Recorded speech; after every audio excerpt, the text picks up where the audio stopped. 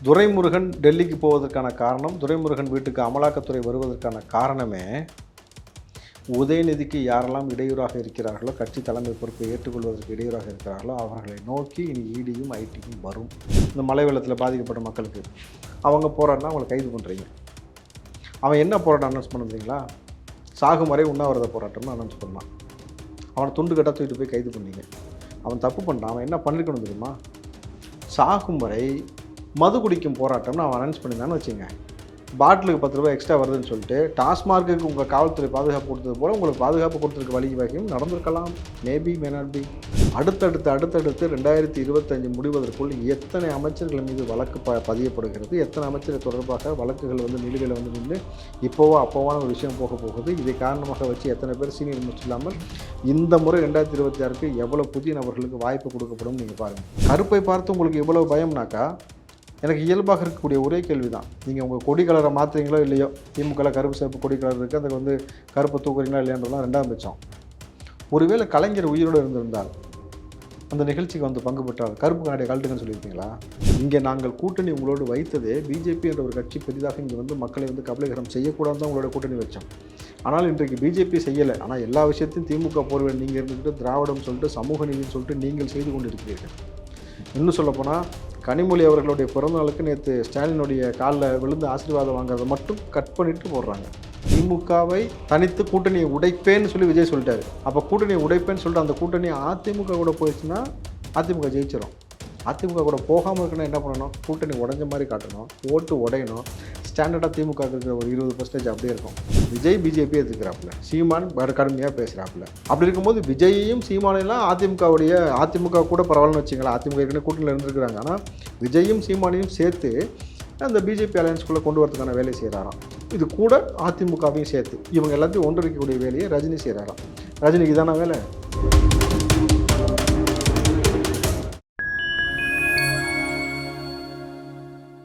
Fine time voice நேயர்களுக்கு வணக்கம். நான் உங்கள் சிங்குவன். நம்ம சிறப்பு நிகழ்ச்சியில் நம்மோடு இணைந்திருக்கிறார் காங்கிரசின் ராவுத்தர் இப்ராஹிம் அவர்கள். வணக்கம். வணக்கம். எப்படி பிரதர் இருக்கீங்க? நல்லா இருக்கும். அமலாக்கத்துறை சோதனை நிறைவடைந்த பிறகு அமைச்சர் துரைமுருகன் அவர்கள் டெல்லி விசிட் பண்ணிட்டு அப்புறம் திரும்ப ரிட்டர்ன் வந்துட்டார் தமிழ்நாட்டுக்கு. இந்த டெல்லி விசிட் பல யூகங்களை கிளப்புது. ஏங்க இடி ரைடு முடிஞ்சதுக்கு பிறகு டெல்லி விசிட் போயிட்டு வந்திருக்கிறாரு, அங்கே 2 முக்கியமான மூத்த வக்கீல்கள்லாம் சந்திச்சுட்டு வந்துருக்காரு அப்படிங்கிற தகவல்லாம் வெளியாகிட்டு இருக்கு. ஏன் போயிட்டு வரணும்? என்ன காரணம்? துரைமுருகன் டெல்லிக்கு போவதற்கான காரணம், துரைமுருகன் வீட்டுக்கு அமலாக்கத்துறை வருவதற்கான காரணமே, உதயநிதிக்கு யாரெல்லாம் இடையூறாக இருக்கிறார்களோ, கட்சி தலைமை பொறுப்பை ஏற்றுக்கொள்வதற்கு இடையூறாக இருக்கிறார்களோ அவர்களை நோக்கி இனி இடியும் ஐடியும் வரும்.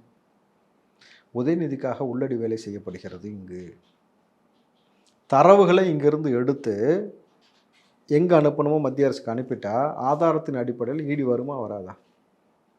நீங்கள் ரஜினிகாந்தை வைத்து துரைமுருகனை விலகச் சொல்லி பேசியெல்லாம் பார்த்தீங்க, எடுபடலை. நீங்கள் என் தாத்தாவுக்கு நண்பனாக இருக்கலாம், என் அப்பாவுக்கு நண்பராக இருக்கலாம், எனக்கு நீங்கள் நண்பராக இருக்க முடியாது. நான் இன்றைக்கி எனக்கான டீம் உருவாக்கும் பொழுது இந்த முறையும் எனக்கெல்லாம் சீட்டு வேணும்னு நீங்கள் சொல்லி உட்காந்திங்கனாக்கா நாளைக்கு இது ஒரு பெரிய தலைவலியாக உதயநிதிக்கு மாறுவதற்கான வாய்ப்பு இருப்பதால் அவருடைய பேட்ச்மேட்டை உருவாக்குறாரு. அன்பில் மகேஷ், டிஆர்பி ராஜான்றது மாதிரி பல அவருக்கு விசுவாசமாக இருக்கக்கூடிய அவருடைய அரசியல் எதிர்காலத்துக்கு தகுந்த ஒரு டீமை தனக்கு விசுவாசமாக இருக்கிறவங்களும் தான் கூட வச்சுக்க விரும்புவாங்க. நீங்கள் சீனியர் மோஸ்ட்டாக இருந்து கொண்டு இப்படி சில வேலைகள் செய்யும்பொழுது நேருக்கு நேராக உங்களை இனிமேட்டு உங்களுக்கு சீட்டு கிடையாதுன்னு சொன்னால் என்ன நடக்கும்? எல்லா மாவட்டத்திலும் திமுக மாவட்ட செயலர்கள் அந்த மாவட்டத்தை கண்ட்ரோலில் வச்சுருக்கிறாங்க. இப்போ நேருக்கோ அமைச்சர் மூர்த்திக்கு மதுரையில், நேருக்கோ திருச்சியில், இவருக்கோ சீட்டு இல்லைன்னு சொன்னீங்கன்னு வச்சிங்களேன், நீங்கள் வேறு யாரை போட்டாலும் சீட்டு கொடுத்து ஜெயிக்க வச்சதுக்காக நீங்கள் போட்டாலும் இவங்க தோக்க வைப்பாங்க. அப்போ சொந்த கட்சிக்குள்ளே பிரச்சனை வரும், கட்சிக்குள்ளே பிளவு ஏற்படும். அப்போ சொந்த கட்சிக்குள்ளே பிளவு ஏற்படக்கூடாது, தொண்டர்களுக்குள்ளே ஒரு அதிருப்தி ஏற்படாது. ஆனால் நான் உதயநிதியும் தலைமை பொறுப்புக்கு வரணும், அவருக்கான டீம் மட்டும் உருவாக்கணும். என்ன பண்ணணும்? Simple strategy. இவர்களை பற்றின தரவுகளை எடுத்து அங்கே கொடுக்கும் பொழுது அவர்கள் அரெஸ்ட் பண்ணி வழக்கு பதிவு செய்யும் பொழுது, அண்ணன் வழக்கு இருக்குண்ணே, உள்ளே போகிறதுக்கான சாத்தியக்கூறு அதிகமாக இருக்க மாதிரி இருக்கு, நான் எப்படின்னா உங்களுக்கு சீட்டு கொடுக்க முடியும், மறுபடியும் பிரச்சனை ஆகணும் அப்படின்னு சொல்லும் பொழுது நியாயமாக அவங்களும் விலகிடுவாங்க. தொண்டருக்குள்ளே பிரச்சனை வராது. இவர் யாரை போகிறாங்களோ அவங்களை ஜெயிக்க வைக்கிறதுக்கான வேலை பார்ப்பாங்க. இந்த அரசியல் சூட்சமாக தான் நடந்து கொண்டிருக்கு. இதை கண்டறியணும்னா துரைமுருகனுக்கும் ஆள் இருக்கும்ல. இது பிஜேபி நீங்களாம் நேரடியாக வந்தீங்களா இல்லை என்ன எதனால மூலமோ அவரும் 4 பக்கம் சோர்ஸில் விசாரிப்பார். இது எப்படி சட்ட ரீதியாக அணுகலாம்? ஏன்னா ஒவ்வொரு முறையும் பிரச்சனை வரும்பொழுது யாரை நோக்கி ஓடுவார் தெரியுமா? அந்த 5 ஐஏஎஸ் அதிகாரிகளை இடி வழக்கில் உட்கார வைக்கும் பொழுது ஸ்டாலின் கூட தான் முதல்ல போய் பார்த்துட்டு ஸ்டாலின் கூடயே தான் சுற்றினார். இந்த முறை டெல்லிக்கு போயிருக்காருனாக்கா அவரும் அரசியலில் சீனியர், அவருக்கும் பல நிகழ்ச்சி வந்திருக்கு, அவருக்கும் பல செய்திகள் வந்ததுனால இது என்னன்னு கண்டறியக்கூடிய வேலையை செய்வதற்காக அவர் இதை எப்படி எதிர்கொள்ளலாம்ன்றதுக்காக அவர் ஒரு பக்கம் நகர்றாரு. ஸோ சீனியர் வெர்சஸ் ஜூனியரை ரொம்ப ஸ்மார்ட்டாக இந்த பக்கம் உதயநிதிக்காக உள்ளடிச்சு வேலை செய்து நடத்தி கொண்டிருக்கிறார்கள். சீனியர் என்ன செய்ய போகிறார், ஜூனியர் என்ன செய்ய போகிறான்றதை பொறுத்திருந்து பார்க்கணும். அதே சமயம் அந்த இடி சோதனை என்பது வந்து ஸ்டாலின் அவர்களுக்கு சொல்ல வரும் செய்தி என்ன? ஏன்னா கட்சியோட மூத்த நிர்வாகி, பொதுச் செயலாளராக இருக்கிறாரு, தமிழ்நாட்டினுடைய மூத்த அமைச்சராகவும் இருக்காரு, கிட்டத்தட்ட கலைஞருக்கு பிறகு அதிக முறை சட்டமன்ற உறுப்பினராக ஜெயிச்சவர் துரைமுருகன். அப்படி ஒரு சீனியர் பொறுப்பில் இருக்கிறவருக்கே ஒரு நெருக்கடி அப்படின்னா அப்போ திமுக அரசுக்கு ஏதோ ஒரு மெசேஜ் சொல்ல வர்றாங்களா? ஒரு மெசேஜும் கிடையாது சார். சென்ட்ரல் கவர்மெண்ட் அவங்க வேலையை செஞ்சுட்டு இருக்கிறாங்க. இவர் ஸ்டாலின் என்ன சொன்னார்னா, ஞானசேகரனுக்கே நாங்கள் எவ்வளோ நாள் கழித்து வழக்கு போட்டிருக்காங்க, எவ்வளோ பெரிய விஷயம் போயிட்டு இருக்கு, செந்தில் பாலாஜியை தியாகியை மாற்றி வச்சிருக்கிறோம், பொன்முடிக்கு மறுபடியும் பதவி கொடுத்து வச்சிருக்கிறோம், ஆர் ராசாவை நாங்கள் எப்படி வச்சிருக்கோம், அண்ணன் அதுபோல் உங்களுக்கும் துணையாக இருப்போம், அப்படி தான் ஸ்டாலின் சொல்லுவார். ஆனால் யதார்த்தம் என்னன்றது வேறு. ஓகே, அப்பாவும் பிள்ளையும் இருக்காங்கன்றதுக்காக எல்லா விஷயத்தையும் பகிர்ந்துக்கணும்னு அவசியம் கிடையாது. ஏன்னா இவர் சீனியர் இந்த மாதிரி செய்கிறத அப்பா விரும்ப மாட்டார், நண்பரும் கூட. ஆனால் மகள் அரசியலுக்காக எது வேணாலும் செய்யக்கூடிய ஒரு சூட்சமத்தை மகனுக்காக ஒரு டீம் இந்த பக்கம் செய்து கொண்டே இருக்கிற பொழுது இது வந்து இவர் இந்த பக்கம் போவார், இவர் இந்த பக்கம் வருவார். ஆனால் உள்ளபடி முதலமைச்சருக்கு நாட்டில் நடக்குதுன்னே தெரியலையே, அப்புறம் இதை பற்றி என்ன பெருசாக பேசிட போகிறாரு? மாணவி விவகாரம் கொடுத்து வாய் திறக்கலை, 2000 ரூபாய் கேட்டு போராடுறாங்க விழுப்புரத்தில். சார் நீங்கள் கொடுக்குறேன்னு சொன்னால் 2000 ரூபாய் இந்த மழை வெள்ளத்தில் பாதிக்கப்பட்ட மக்களுக்கு, அவங்க போராடினா அவங்களை கைது பண்ணுறீங்க. அவன் என்ன போராட்டம் அனௌன்ஸ் பண்ணுறீங்களா? சாகும் வரை உண்ணாவிரத போராட்டம்னு அனௌன்ஸ் பண்ணான். அவனை துண்டு கட்டாக தூக்கிட்டு போய் கைது பண்ணீங்க. அவன் தப்பு பண்ணிட்டான். அவன் என்ன பண்ணியிருக்கணும் தெரியுமா? சாகும் வரை மது குடிக்கும் போராட்டம்னு அவன் அனௌன்ஸ் பண்ணியிருந்தான்னு வச்சுங்க, பாட்டிலுக்கு 10 ரூபாய் எக்ஸ்ட்ரா வருதுன்னு சொல்லிட்டு டாஸ்மார்க்குக்கு உங்கள் காவல்துறை பாதுகாப்பு கொடுத்தது போல் உங்களுக்கு பாதுகாப்பு கொடுத்துருக்க வழி வகையும் நடந்திருக்கலாம். Maybe may not be.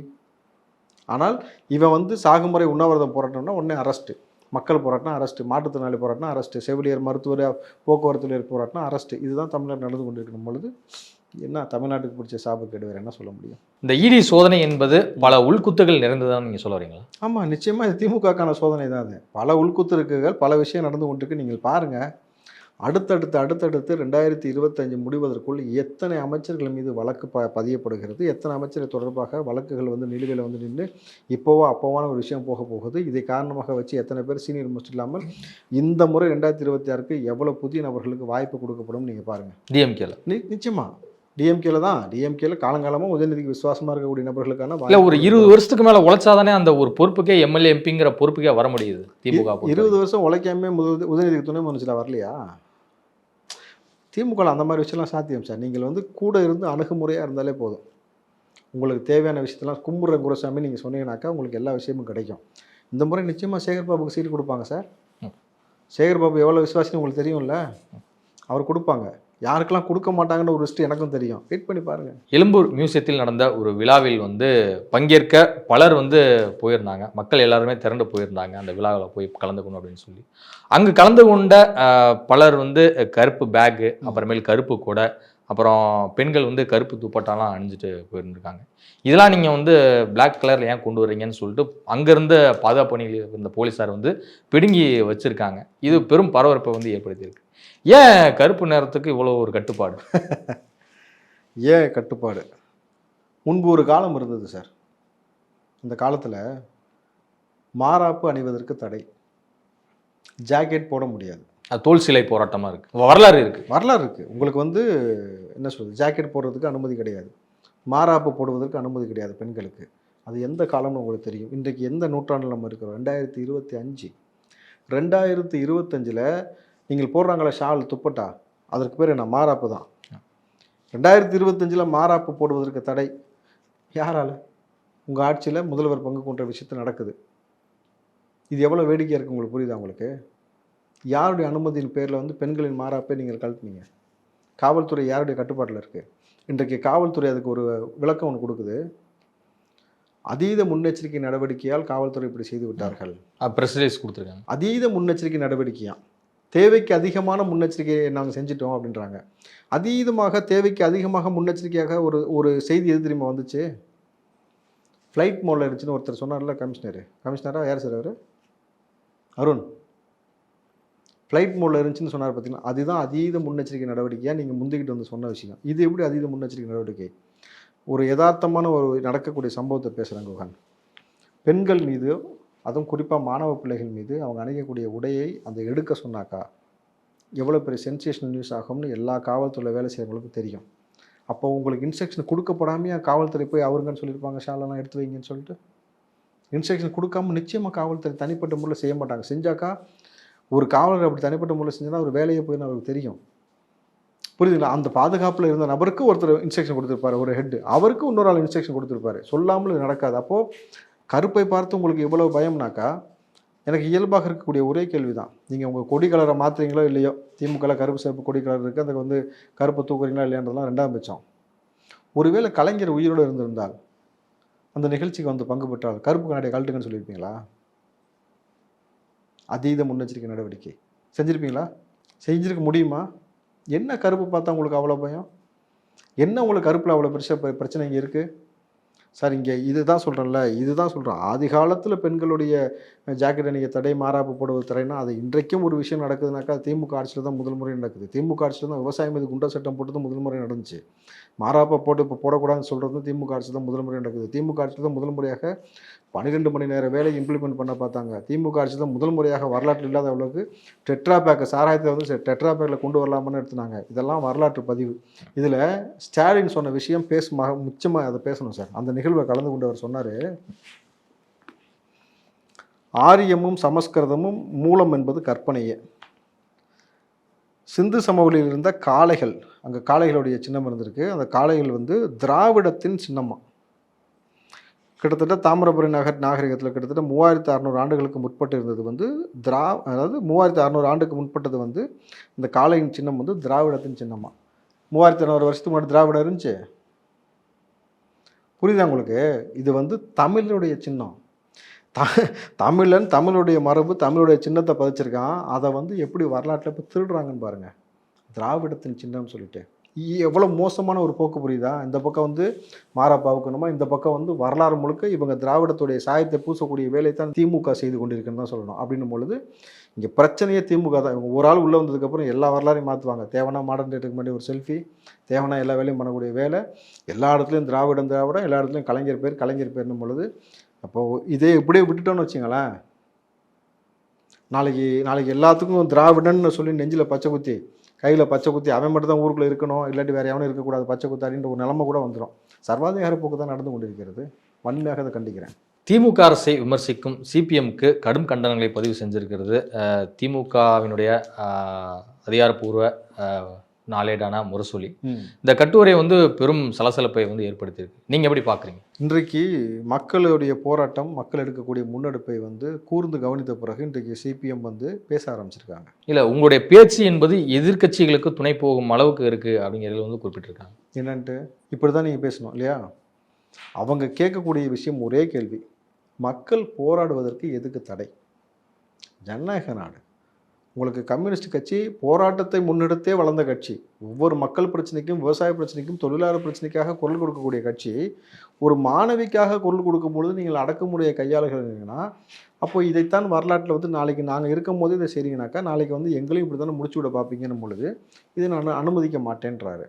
இப்போ வைகோ போல் வந்து பேசணும்னு நினைக்கிறாங்க. நான் இருக்க வரைக்கும் இந்த ஆட்சியை கலைக்க விட மாட்டேன். இப்போ வைக்க பேசியிருக்காது தெரியுமா புதுசாக? இனமானம் உள்ளவன், தன்மானம் உள்ளவன், உயிரோட இருக்கும் வரை நான் திமுகவோட கூட நீ வைக்க மாட்டேன்னு சொன்ன வைகோ இப்போ இப்படி மாற்றி பேசுகிறார். ஆனால் கம்யூனிஸ்ட் கட்சி இப்போ தான் ஒரு சரியான நிலைப்பாடுக்கு வருது. ஒவ்வொரு கட்சியும் இந்த நிலைப்பாடை எடுக்கணுன்றது நல்ல விஷயம். ஏன்னா திமுக கூட்டணின்ற பேரில் வந்து எல்லா விஷயத்துக்கும் கூட்டணி சார்ந்த நபர்கள் யாருமே பேசக்கூடாது, மௌனத்துக்கு எடுக்கணும்னு சொல்லுது எதிர்பார்க்கறதுன்றது வந்து முட்டாள்தனம். அவங்களுக்குன்னு ஒரு சுய கட்சி, ஒரு கோட்பாடு இருக்கணும் பொழுது அந்த கோட்பாடை நோக்கி நகர விடாமல் வந்து ஒரு அடக்குமுறை செய்வதுன்றது வந்து எப்படி ஏற்புக்குரியது? நிச்சயமாக அதை வரவேற்கிறேன். நிச்சயமாக சிபிஎம் இப்போ பேசுனதாக இருக்கட்டும், ஏற்கனவே அந்த மார்க்சிஸ்ட் சம்மந்தமாக சில நபர்கள் பேசல, திமுக வெளிச்சத்தில் நாங்கள் இல்லை அப்படின்னு சொல்லியும் இப்போ புதிதாக மாநில செயலாளர் பதவியேற்றக்கூடிய சண்முகம் ரொம்ப தெளிவாக பேசியிருக்காரு சார். உங்கள் வெளிச்சத்தில் நாங்கள் இல்லை. ஏன்னா இந்த கட்சி வந்து வெறும் தமிழ்நாட்டுக்குள்ளே மட்டும் இருக்கக்கூடிய கட்சி கிடையாது. புரியுதுங்களா? அப்போ வெறும் தமிழ்நாட்டுக்குள்ளே இருக்க கட்சியாக இருந்தால் பரவாயில்ல. எங்களுடைய வெளிச்சம், எங்களுடைய வரலாறு என்பது பெரிது. இங்கே நாங்கள் கூட்டணி உங்களோடு வைத்ததே பிஜேபி என்ற ஒரு கட்சி பெரிதாக இங்கே வந்து மக்களை வந்து கபலீகரம் செய்யக்கூடாது தான் உங்களோட கூட்டணி வச்சோம். ஆனால் இன்றைக்கு பிஜேபி செய்யலை. ஆனால் எல்லா விஷயத்தையும் திமுக போர்வையில் நீங்கள் இருந்துக்கிட்டு திராவிடம் சொல்லிட்டு சமூக நீதினு சொல்லிட்டு நீங்கள் செய்து கொண்டிருக்கிறீர்கள். இன்னும் சொல்லப்போனால் கனிமொழி அவர்களுடைய பிறந்தநாளுக்கு நேற்று ஸ்டாலினுடைய காலில் விழுந்து ஆசீர்வாதம் வாங்குறதை மட்டும் கட் பண்ணிட்டு போடுறாங்க. இதுக்கு முன்னாடிலாம் வந்து இது எல்லாமே நடந்துச்சு. இப்போ இவங்க வேற மாதிரி ஒரு டிராவல் பண்ணிட்டு இருக்கிறாங்கன்றதான் ஒரு அச்சத்தை ஏற்படுத்துகிறது. திராவிட கட்சி அவங்களுடைய சுயத்தன்மையை இழந்து கொண்டே வருகிறது. இந்த சுயத்தன்மை இழக்கக்கூடிய விஷயம் என்பது மக்களுக்கு நல்லதில்லை, நமக்கும் அது நல்லதில்லை. ஸோ அப்படி இருக்கும் பொழுது இது நிச்சயமாக இவர் எதிர்க்கிறது போலவே அண்ணன் திருமாவும் கூட இருக்கக்கூடிய காங்கிரஸ் மற்ற கட்சிகளும் கொஞ்சம் ஒரு விழிப்போடு நம்ம வந்து என்னன்னு சொல்லி மக்களை சந்திப்போம், நமக்கு இது தேவையில்லாத வேலை, இவங்களோட சேர்ந்து பயணிப்பது நம்மளை கொண்டு போய் மறுபடியும் அவங்கள 10 வருஷம் உள்ள வச்சுமா நம்மளை வச்சிருமேன்ற விஷயத்தை புரிஞ்சுக்கிட்டாவது பேசணும். நம்ம தனி கட்சின்றதை முதல்ல அவங்க உணரணும். உணரலன்னு வச்சுங்க, உணர்ற ஆளை கட்சி தலைவராக போடணும். இப்போ மார்க்சிஸ்ட் கம்யூனிஸ்ட் கட்சி வந்து தொடர் போராட்டங்களை முன்னெடுக்கும் போது இது மாதிரி பிரச்சனைகள்லாம் வந்து ஆளும் தரப்பு மேலே வந்து குற்றம் சாட்டாக முன்வைக்கிறாங்க. அப்படி பார்க்கும்போது 2026 கூட்டணியில் வந்து நீடிப்பார்களாம். சரி, இவங்க கூட்டணிக்காக எதை வேணாலும் சமரசம் செய்யக்கூடிய ஆட்கள் தான். அது நம்ம இல்லைன்னா சொல்லிட முடியாது. திடீர்னு பார்த்தீங்கன்னாக்கா மக்கள் நல்ல கூட்டணி ஒன்று உருவானது போல் வந்து நாளைக்கு ஒரு கூட்டணி உருவானாலும் ஆச்சரியப்படுறதுக்கு இல்லை. ஒருவேளை விஜய் அதிமுகவோட போகாமல் இவங்கெல்லாம் சேர்ந்து ஒரு கூட்டணி உருவாக்கலாம்னு சொல்லி உருவாக்கினா, பட் ஆனால் அதுவும் திமுகவுக்கு தான் ப்ளஸ்ஸாக போய் முடியும். திமுகவை ஜெயிக்க வைப்பதற்கு மறைமுகமாக அந்த வேலையை கூட செய்யலாம். இப்போ இவங்க பேசுகிறாங்க பாருங்கள், இது நாடகமாக கூட இருக்கலாம். ஏன்னா அதெல்லாம் அரசியல் தானே. இப்போ நாங்கள் எதிர்க்கிறோம்னு சொல்கிறதெல்லாம் பார்த்தீங்கன்னாக்கா, அப்போது திமுகவை தனித்து கூட்டணியை உடைப்பேன்னு சொல்லி விஜய் சொல்லிட்டாரு. அப்போ கூட்டணியை உடைப்பேன்னு சொல்லிட்டு அந்த கூட்டணி அதிமுக கூட போயிடுச்சுன்னா அதிமுக ஜெயிச்சிடும். அதிமுக கூட போகாமல் இருக்குன்னா என்ன பண்ணணும்? கூட்டணி உடைஞ்ச மாதிரி காட்டணும், ஓட்டு உடையணும்.